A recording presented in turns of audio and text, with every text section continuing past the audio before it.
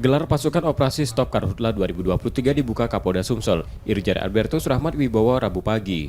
Operasi ini mengerahkan 300 personil yang sebelumnya sudah dilatih untuk upaya pencegahan kebakaran lahan agar tidak semakin meluas, meliputi sosialisasi dan edukasi ke masyarakat, termasuk ikut melakukan pemadaman.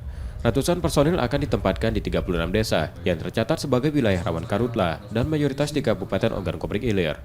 Mereka yang bertugas nantinya akan dibantu personil TNI serta unsur pemerintah daerah yang setiap harinya mendatangi masyarakat dan patroli sebagai upaya penegakan hukum.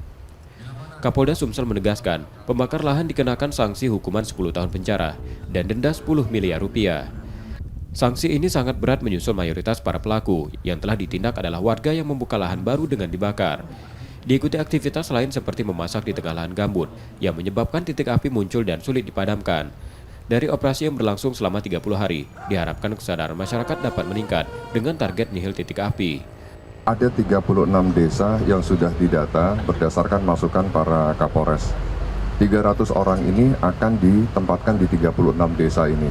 Mereka akan menetap di desa-desa tersebut. Para Kapolres sudah berkoordinasi dengan para kepala desanya untuk menyiapkan akomodasi mereka.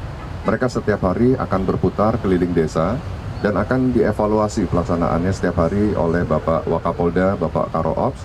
Bila mana ada titik api di tempat lain dari desa yang mereka tugaskan, mereka akan kita geser.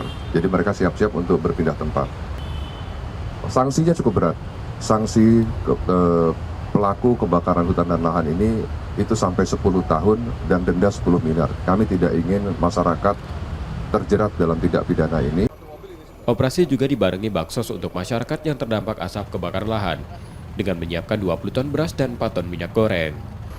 Reski Oktora, Mukas Diferensial, Kompas TV, Palembang, Sumatera Selatan.